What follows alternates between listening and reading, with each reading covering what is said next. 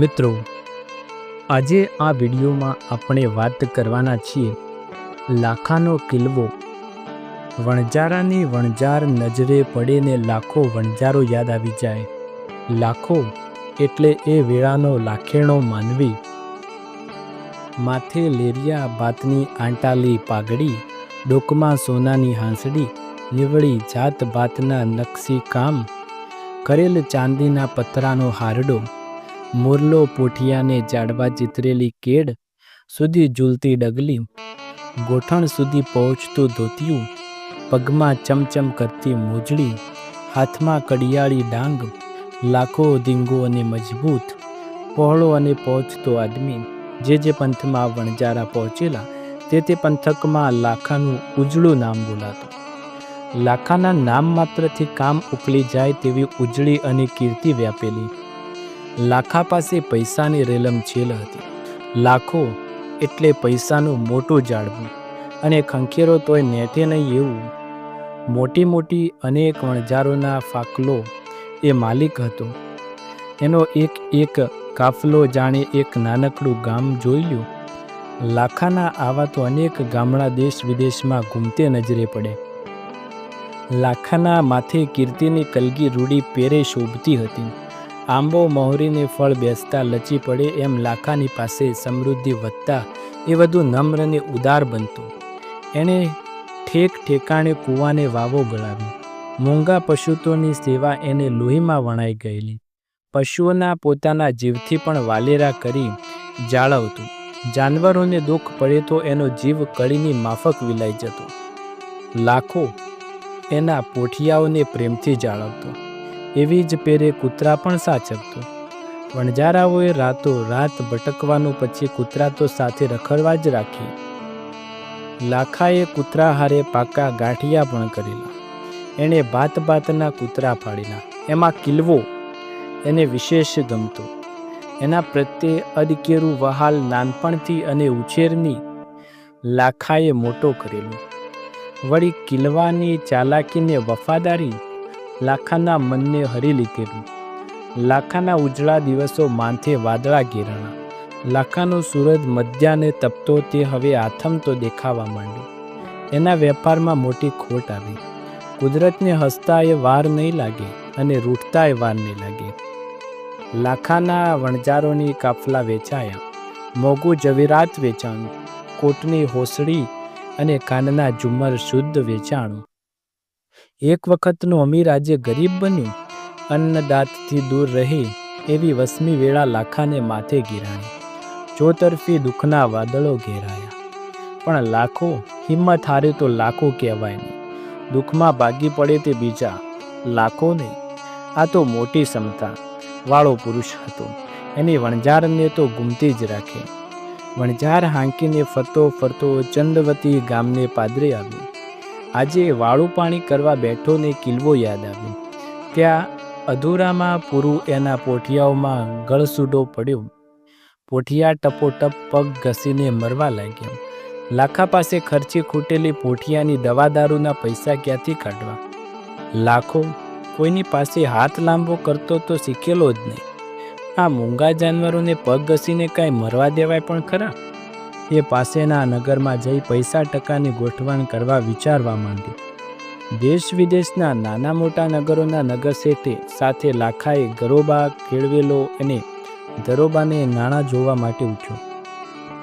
લાખાએ પડખેના નગર સિદ્ધપુરના નગરશેઠના ઘરની વાટ પકડી.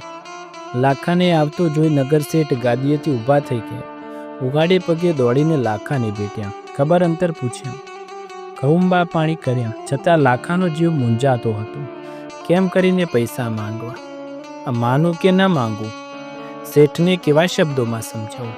અંત સમય પારખું લાખાએ કચવાતે જીવ પૈસા માંગણ મૂકી. નગરશેઠ લાખાની મૂંઝવણ પામી ગઈને બોલ્યા, તમે જેવાનું કામ નહીં કરીએ તો કોનું કરીશું? શેઠે પૈસા આપ્યા ને તોય લાખાના મનમાં વેદના હતી. આ પૈસાના બદલામાં શેઠને શું આપું? મૂછનો વાળ આપું કે પછી નાના? મૂછનો વાળ તો શેઠની તિજોરીમાં પડી રહેશે. શેઠને કશાય ખપમાં નહીં આવે તો કિલ્લો આપું. કિલ્લો શેઠના કામમાં પણ આવશે. મારા વહાલસોયો કિલ્લો આપું તો લાખો વધુ મૂંઝાણો. એનો જીવ કપાતો હતો, પણ હૈયાને કાઠું કરતા બોલ્યો, તોરા ભેળો આ કિલ્વો દીધો, તોરા ખપમાં આવેરો, થોરે દીમે તેરો ભેયો દઈ જાય ને મોરો કિલ્વો લઈ જાવેરો. તમારે પૈસા લઈ જાઓ, જ્યારે તમારી પાસે સગવડ થાય ત્યારે પરત કરજો. તમારું કામ કરવું એ તો અમારા આહો ભાગ લેખ. લાખા, તમારે આ કિલ્લાને લઈ જાઓ. મારે પૈસા સામે કંઈ જોઈતું નથી. લાખાની સામે જોતા જ શેઠ બોલ્યા, લાખો આપ્યા વિના લે ખરો. તોરા ભેળો આ કિલ્વો દીધો, એમ બોલી લાખાએ કિલ્લાની પીઠ પર હાથ ફેરવ્યો.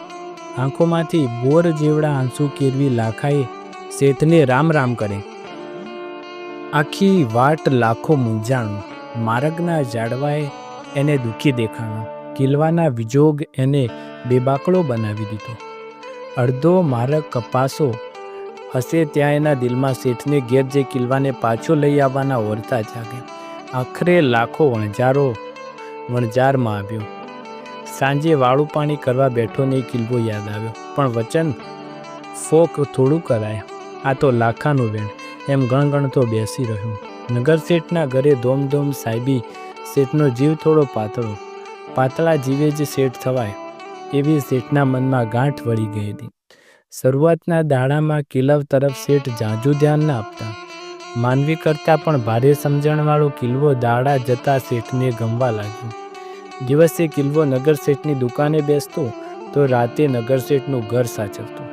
કિલ્લાની આ વફાદારી ભાળીને નગર શેઠે મુનિએ પૂછ્યું, આપણો આ કિલ્લો ભારે સમજુ છે, એની ચાલાકીનું કોઈ પાન નથી, એના માટે સોનાની સાંકળ બનાવીએ તો કેમ?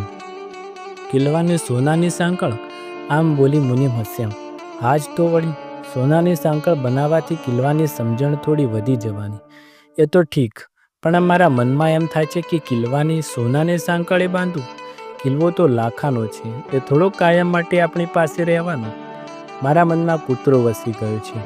લાખો કિલ્લાને લઈ જશે, સોનાની સાંકળ તો લઈ જવાનો નથી ને.